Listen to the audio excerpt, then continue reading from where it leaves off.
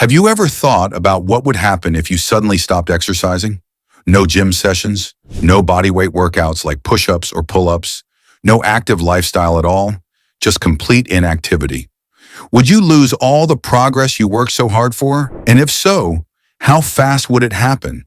How long would it take to get back to where you were before you stopped?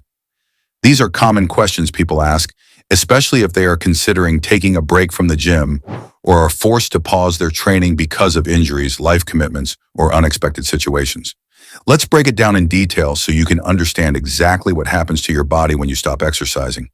We will cover what happens to your muscles, strength, endurance, sleep, body composition, blood pressure, and even your brain health.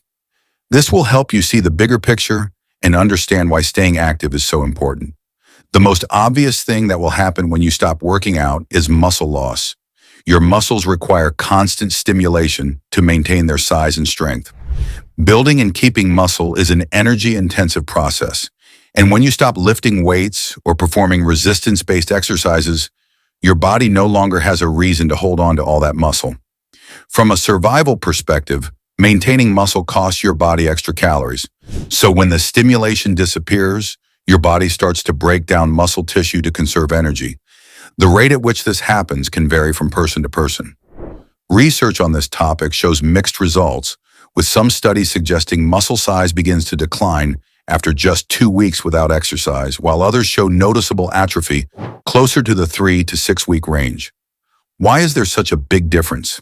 Because the speed of muscle loss depends on factors like your diet, your overall activity level outside of structured exercise, and your training history.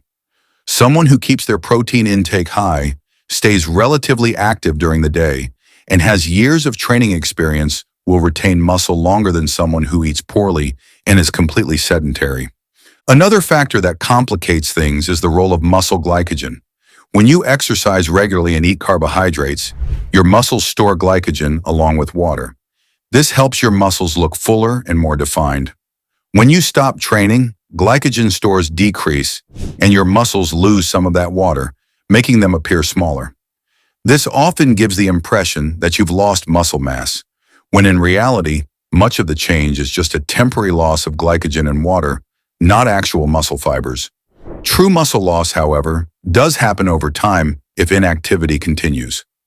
As a general rule, most people start to experience real muscle atrophy around 3 to 4 weeks after stopping all forms of resistance training, though the exact timeline will vary.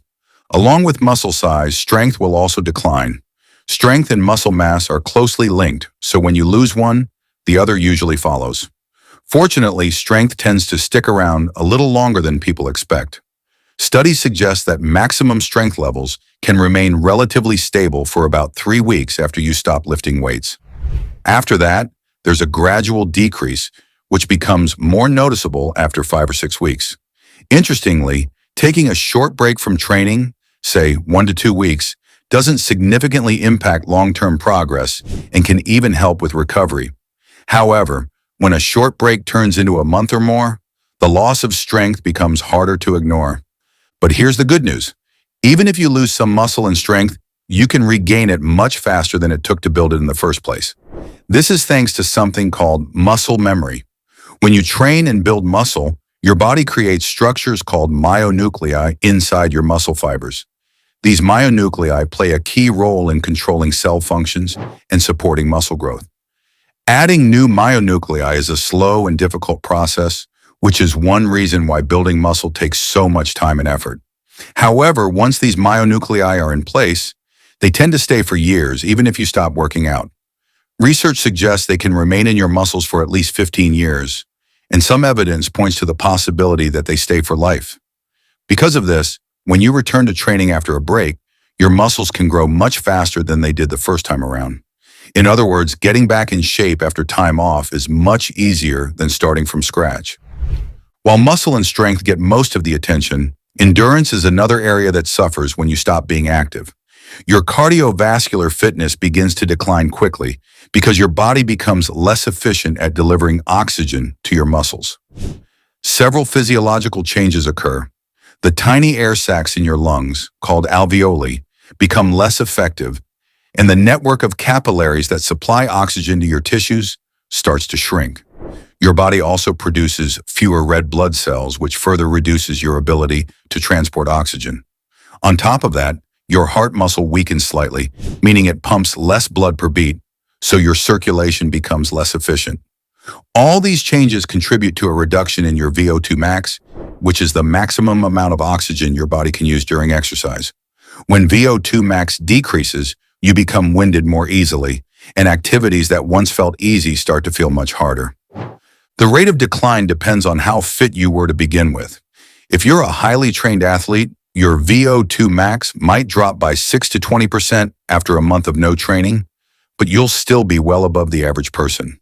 On the other hand, if you've only been training for a short time, or if your fitness level is moderate, you can lose nearly all the improvements you made in just a few weeks, putting you right back at square one. Another area that takes a hit when you stop exercising is your sleep quality. Regular physical activity helps you fall asleep faster, stay asleep longer, and enjoy deeper, more restorative sleep. Exercise is so effective that it's often recommended as a natural treatment for insomnia. People who work out regularly tend to report better sleep quality overall. But when you remove exercise from your routine, your sleep can suffer. You might have a harder time falling asleep, and when you do sleep, the quality may not be as good. Studies show that inactive people are much more likely to experience poor sleep compared to those who exercise regularly. Poor sleep can then trigger a chain reaction of negative effects, such as reduced energy, higher stress levels, increased hunger, and even more fat gain. Speaking of fat gain, that's another consequence of quitting exercise. When you stop working out, you burn fewer calories each day. If your eating habits stay the same, you're more likely to be in a calorie surplus, which leads to weight gain. But it's not just about the calories. Lack of exercise can also impact your hormones. Sleep quality declines, which increases ghrelin, the hunger hormone, and decreases leptin, the hormone that helps you feel full. This makes you more likely to overeat. On top of that, many people adopt an all-or-nothing mindset. When they quit working out, they often loosen up their diet as well, replacing nutritious meals with junk food. This combination of eating more and moving less is a recipe for fat gain. Finally, stopping exercise doesn't just affect your body, it affects your brain as well. Physical activity triggers the release of chemicals like endorphins, dopamine, serotonin, and norepinephrine, all of which play a role in improving mood and reducing stress. When you stop exercising, these benefits disappear, which can lead to feelings of depression or anxiety. But the effects go even deeper. Studies have shown that just 10 days of inactivity can reduce blood flow to the brain by 20 to 30% in regions responsible for learning and memory, such as the hippocampus. Over time, this can affect cognitive function and mental sharpness. There's even research on identical twins showing that the less active twin developed less gray matter than the active one. Since gray matter is essential for processing information, it's clear that exercise is just as important for your brain as it is for your muscles. Stopping exercise doesn't just cost you muscle and strength, it impacts your endurance, your sleep, your body composition, your heart health, and even your brain function. On the other hand, staying active keeps you strong, focused, and full of energy.